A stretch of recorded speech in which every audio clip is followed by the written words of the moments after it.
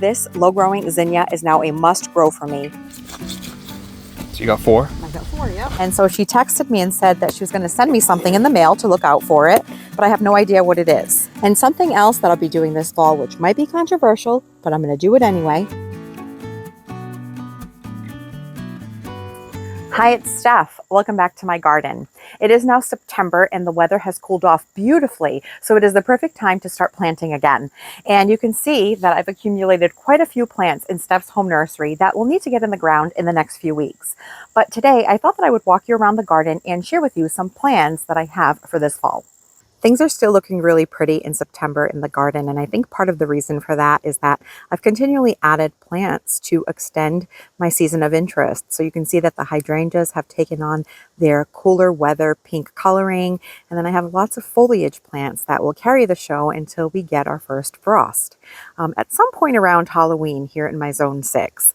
And one thing that I do have to work on this fall is this Helen von Steen Lamb's-Ear. You can see how huge it has gotten. Now, this was just 3 2.5 quart containers that I had purchased at the Home Depot. I want to say this is their 3rd season now. And look how big they have gotten. Now, mind you, these have already been divided. And even last fall, when we did a video called The Fall Switcheroo, we had dug some of this up and divided it. And look at it. I have these 4 massive clumps. So I actually have a friend coming by tomorrow that I'm going to share some of this with, and I'm going to give some to my sister-in-law as well. So I will be working on dividing these clumps of Helen von Steen Lamb's-Ear. And you can see it's overhanging the bed on this side.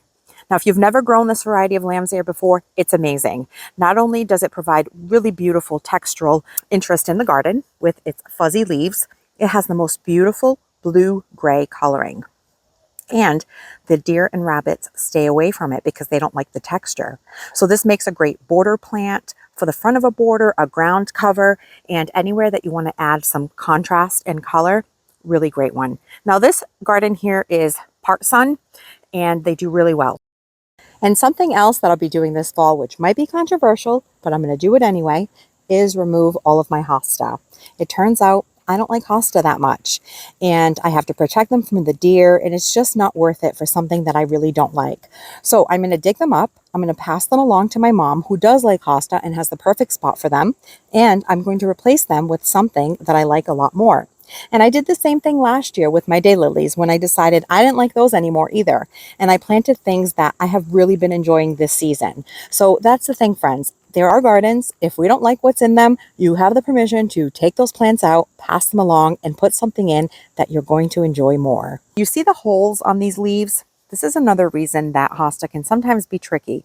If you don't deal with the deer, you might deal with this little pest. And this is a slug.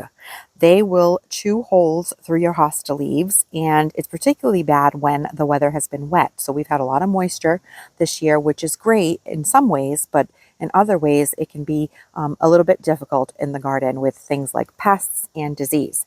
So this guy here was having a feast on this leaf, and it was also getting a little too much sun because this is an area that I'm still working on growing shade, and so some of the leaves are still catching a little more sun than they would prefer. So here is what we're going to replace the hosta with. These beauties. This is Ascot Rainbow Euphorbia, and I purchased these last week when I went to Briggs, which is a local to me nursery, and the container is nice and small, so it'll make it easy to plant, and these are only $6.99, so really affordable. But look at this beautiful variegated foliage. Now, I planted one of these in my garden to try last season. They're only hardy to a zone 7. And here I'm a 6B, 7A, so it was only kind of borderline for my zone. So I bought one to try it out in a container just about this size, and it survived and it thrived. And let me show you what it looks like now. I absolutely love this garden space. This Japanese maple garden that we've worked on in the last several years is just such a peaceful area of my garden, and it just feels so zen and calming. It's just lovely, and I love being out here. So this is the Ascot Rainbow Euphorbia that I planted last year. Look how large it has gotten, looking all sorts of beautiful. So I love this plant. Now let's compare the tags because of the zone hardiness. So this one here, when I planted it, it told me that it was only hardy to a zone 7, or at least the person at the nursery told me it was hardy to, yep, here it is. right in the corner and get some of that dirt off. I'm doing this one-handed, so bear with me, friends. There it is. Euphorbia Ascot Rainbow, Sun, Zone 7. Now I have it here kind of in a part sun situation, which is exactly what I'm going to do with it underneath the tree there where the hosta are. But if I look at this tag, you can see that it says that it is hardy in zones 5 through 9. So it really depends on where you're getting your source from as to whether or not they're hardy. But I can tell you from experience that this came through the winter with flying colors and looking gorgeous. The other thing that was awesome about it was that it actually retained most of its color. So it's staying kind of evergreen and took on a bit of a red coloring, which is really cool. And in the spring, it had the most interesting chartreuse blooms. So really great plant. If you don't grow it, highly recommend. Ascot Rainbow Euphorbia. And talking about pushing limits on plants, here is another one that was rated to a zone 7 and made it through the winter beautifully. So this is a loropetalum, or a Chinese fringe flower, called jazz hands, and it's a more compact version of a loropetalum. And I was sent this plant by my friend Janie over at Dig Plant Water Repeat. So last year we did a video where we did a cross-country plant swap. So Janie is in Northern California and I'm here on the East Coast in Massachusetts, and I sent her an Orium Japanese maple, which I actually have to ask her how it's doing in her new beautiful garden. And she sent me this Proven Winners Jazz Hands loropetalum, or Chinese fringe flower. And so because I was rated a zone 6B, just recently bumped up to a 7A, I did put a winter shrub cover on it to offer it some protection from the winter winds. Well, I'm happy to report it made it through the winter beautifully. In late winter, early spring, I uncovered it. I fed it with some granular fertilizer, some plant tone, and it leafed out amazingly, and it also gave me some blooms. So I think it's safe to say that this shrub will probably make it okay here in my zone. But this year I am going to try not covering it for the winter and see how it does. But I'm really loving the contrast of this dark foliage against this Hakonakloa. This is a Japanese forest grass called areola. It's a variegated yellow one, and this yellow foliage with this dark leaves on this loropetalum I think just makes a really pretty contrast. And speaking of Janie, she actually sent me another surprise package. Just a couple of days ago, it came in the mail, and I haven't opened it yet. So let's go ahead and open Janie's package together. And here's the package. And fun fact, Janie and I know each other because back a few years ago when we both started our channel, we started around the same time. So we quickly became kind of colleagues and friends. And so she texted me and said that she was going to send me something in the mail to look out for it, but I have no idea what it is. So let's go ahead and see what's in here. Now, I will link Janie's channel below for you to check out. She has a wonderful gardening channel. If you're in a warmer zone, check it out. She bought a new home. She's doing great things on her property, lots of fun plantings, and she's a wealth of knowledge. Oh my goodness, this is so well packaged. So a hat, and this will be put to great use. I wear hats all the time when I'm gardening, and I love the color, and it has Janie's signature trowel on it. So thank you so much, Janie. And let's see. So Janie also has merch, and I'm guessing this is from her new launch just recently. I can tell you this smells fabulous. It's a candle, and it's honeysuckle. So this will be put to great use this winter because I love to burn candles. It just gives you such a cozy vibe, and such a simple pleasure, right? To burn a candle. Amazing. And there's one more thing in here. Orange blossom. These smell so good. I wish this was smell-o-vision so that you guys could smell this. So Janie's candles are orange blossom, honeysuckle. I believe she has another fragrance, and you can check out her website, which I'll list below, where she has these candles available. They were made by a local artisan. I do remember seeing that in her video. So Janie, thank you so much for this very thoughtful gift that you've sent me. I can't wait to burn these candles and to put my Dig Plant Water Repeat hat to use. Last winter, I had started a bunch of seeds in my basement under some grow lights for my newly renovated raised bed garden, where I had installed some Vigo beds, and I wanted to make it primarily a cutting garden. And so I've been having a lot of fun making arrangements this season, and I want the fun to keep going. So I picked up this book recently on Amazon. I had heard a lot of great things about it. Danielle at North Lawn Flower Farm has had a few videos where she talks about the cool flower method and this book in particular. And so I've been looking through it, and it seems as though I'm a little bit late for some of the cool season flowers that you have to start ahead of time at some point in July. So in the height of the summer, when we're just trying to keep up with keeping our gardens and our containers watered, is when you're supposed to start a lot of these seeds for cool weather planting. So you start the seedling 6 to 8 weeks in advance of planting time, and then you will plant out small transplants of these cool season flowers in your garden in the fall. Well, I missed that window of opportunity this year, but I did still go ahead and order a handful of seeds that I'm going to try in my seed trays. And if I can get them to even sprout, I will take that little plug of soil and put them into my garden beds and see if they make it. So this year it's a huge experiment, but I will be reading this book a lot more over the winter so that I can start some early spring flowers in hopes of getting some bouquets a lot sooner next year. And here are my burpee trays, and I did cover them with some saran wrap to keep the humidity in because they don't come with a humidity dome. So let's go ahead and check on the seeds that I'm growing and whether or not we have any germination. So I started these on 9/4 and 9/5, so it's only been about 4 days now. So nothing yet, I don't think, but here's what I'm growing, or trying to grow. Some feverfew, and that is just the regular variety of feverfew. They look like little daisies. Some summer pastels yarrow, some bachelor's button, the classic artistic mix.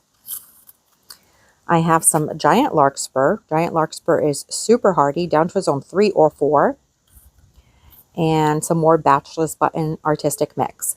Now, all of these seeds are cool weather hardy annuals. And I purchased my seeds from Swallowtail Seeds. And so these are the ones that I sowed. These here are delphinium that I'm also going to try to grow.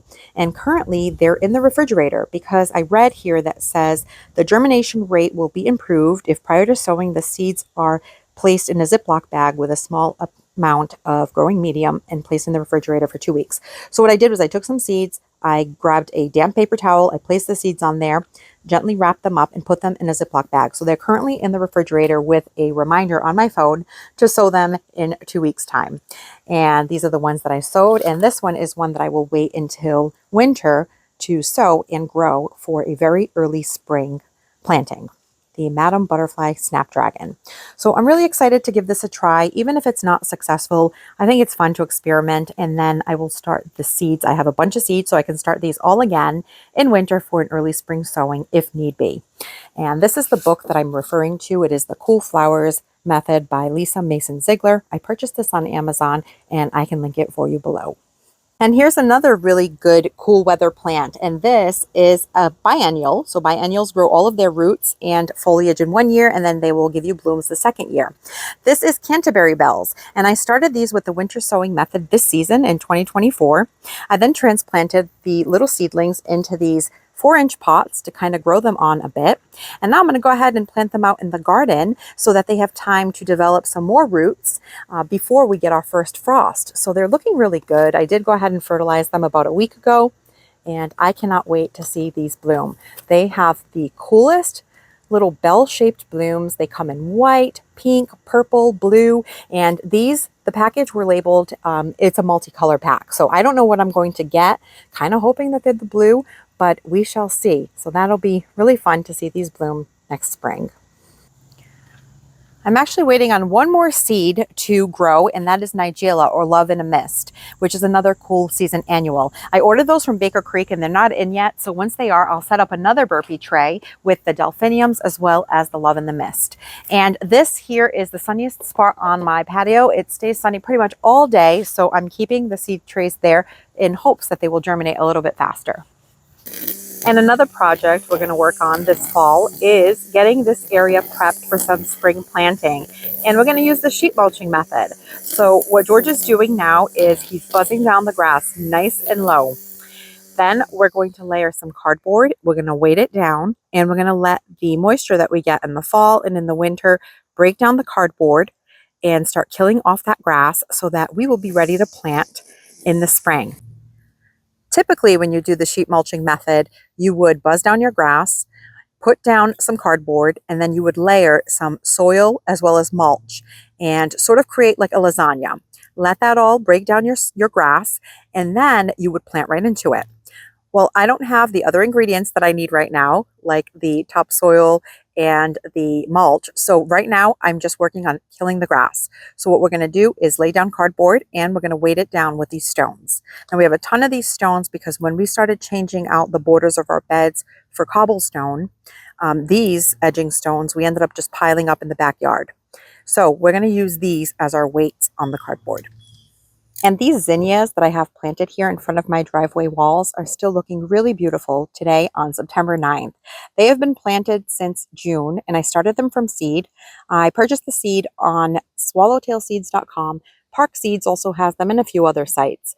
And this is the second year that I grow this variety, the Sahara Raspberry Ripple Zinnia. They're a dwarf low-growing zinnia, only getting to be 12 to 20 inches tall and wide, and so nice and upright and bushy. Look how pretty they look. So just like my gomphrena is a must-grow annual for me on my front walkway border, this low-growing zinnia is now a must-grow for me here on the front of my driveway walls. They're absolutely gorgeous. And so we're spending some time out here in the garden after dinner, and George is laying down some cardboard for the sheet mulching behind the walls.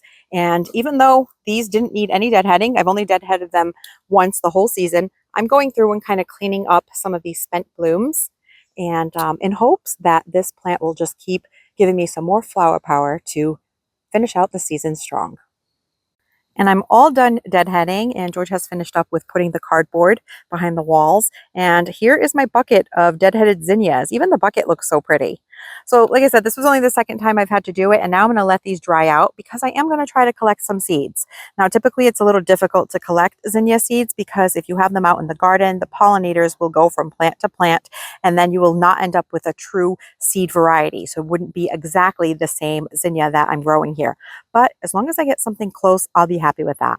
And I also only have this particular variety up here, so I'm guessing that there's probably minimal cross-pollination going on, but they are really beautiful. So here is the sheet mulching. We were able to lay down this cardboard. So George did this little project for us this evening. Looks good. This is just kind of a rough shape. Exactly. I can dial it in once we actually start working on the bed. Yes, we're just trying to kill off as much of this piece of grass as we can so that it'll be easier come spring when we finally plant this up. So this season we didn't get to this project, but now we're finishing off the season with getting it ready for spring planting.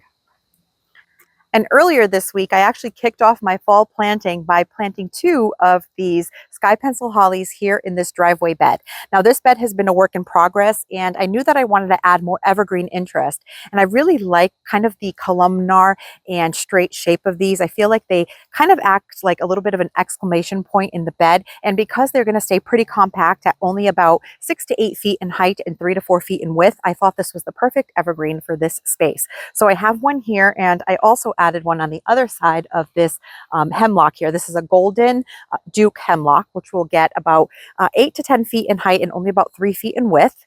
And here is the other sky pencil holly. So I think these look really lovely here in this bed. I still have one open space in the front for another evergreen, and I'm looking for something kind of in a globe or ball shape. So if you have any kind of project that you want to do that involves some planting, the fall is the perfect time because your soil is still warm, the temperatures are cooler, so it's nice and comfortable to plant, and also your plants will go through less transplant shock or planting shock. And we're naturally getting more moisture with more rainfall. So that means less watering on your part. So it's a great time to plant. It's also a great time to start projects like the sheet mulching to get your garden prepped and ready for planting next season. So in my case, next spring. So if you want some information on sheet mulching, I did create a 5-minute quick start video that I will put below in the description as well as in the pinned comment. So these are some of the projects that I'll be working on in the next couple of weeks. There's more planting to come. So thank you for spending your time with me, and I'll catch you in the next one.